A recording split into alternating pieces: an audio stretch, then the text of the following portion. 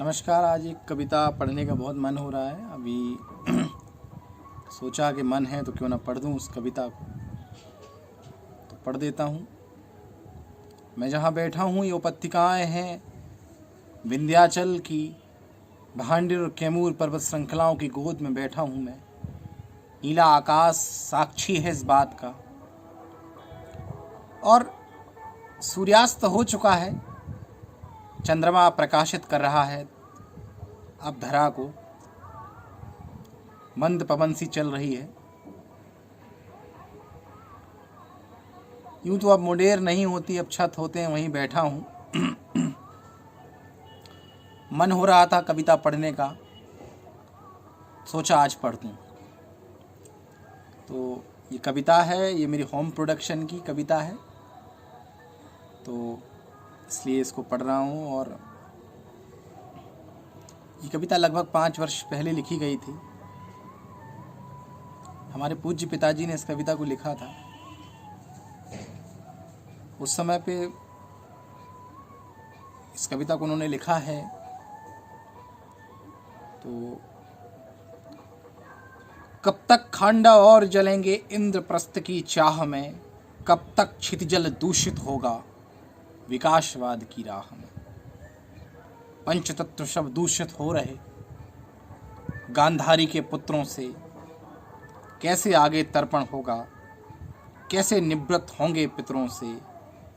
जागो मानव प्रकृति संग, छेड़छाड़ करना छोड़ो, मिले सभी को शुद्ध हवा जल, ऐसा अपना पथ मोड़ो, ऐसा अपना पथ मोड़ो।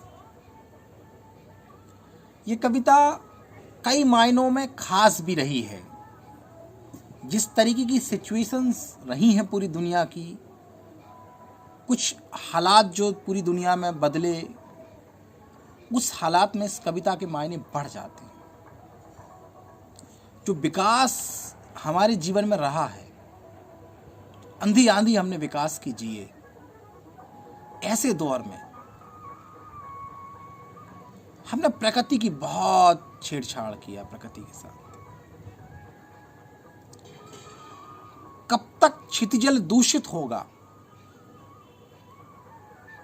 हमने पर्यावरण को ताक पे रख करके उद्योगों को बढ़ावा दिया। पुण्य सलिला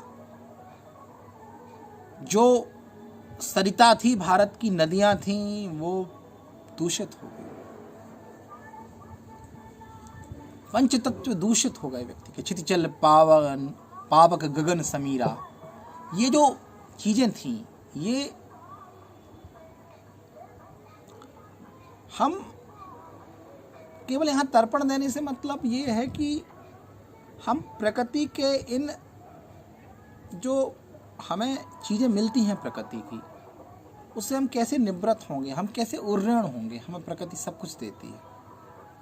तो शायद ये गंभीर प्रश्न भी रहा है आज के संदर्भ में। जब हम बहुत प्रकृति की बात करते हैं तो हमें नए सिरे से सोचना पड़ेगा प्रकृति को लेकर के। महानगर जो है वो दूषित हो गए थे, क्योंकि अभी के कालखंड में तो वो बहुत प्रकृति में परिवर्तन आए हुए हैं। टेम्परेचर्स जो हैं वो बहुत कम हो गए हैं। उदाहरण दिल्ली का अगर हम लें तो बहुत ज़्यादा टेम्परेचर जो है वो कम हो गया। एयर क्वालिटी इंडेक्स की बात कर रहा था मैं। AQI जो है वो कम हुआ है, टेम्परेचर की नहीं, AQI की मैं बात कर रहा हूँ, जो बहुत कम हुआ है। वायु शुद्ध हो गई है। हिरण कुलाचें भर रही हैं शहरों में आकर के। मानो प्रकृति कह रही हो कि हम जो अत्याचार आप हमारे साथ कर रहे थे, नतीजा देखिए, आप लौटना पड़ा आपको प्रकृति के साथ। ऐसे हालात में प्रकृति हमें कुछ नया संदेश जरूर देती है, क्योंकि जो चीजें हो रही हैं वो दुखद है। मौत किसी के लिए भी सुखद नहीं है। कोविड-19 से बहुत लोग ईश्वर के पास चले गए। संक्रमण से दुनिया लड़ रही है। ऐसे वातावरण में प्रकृति को समझना बहुत जरूरी है। शायद हम जब इससे उबर पाएंगे तो हमारे पास बहुत सारी चीज़ें नए सिरे से सोचने के लिए होंगी,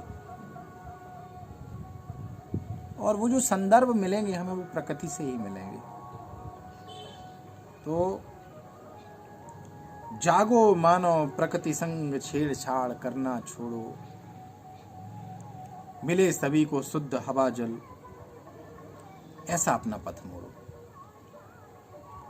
शायद हम भी अपना पथ मोड़ें, ऐसे बदलाव के बयार में अपने आप को रखें, सकारात्मक दिशा से चलें, घर पर रहें, लॉकडाउन को समझें, उसका पालन करें, समय समय पर मिलने वाले निर्देशों को गंभीरता से लें, मास्क पहनें, हाथ लगातार साबुन से धोएं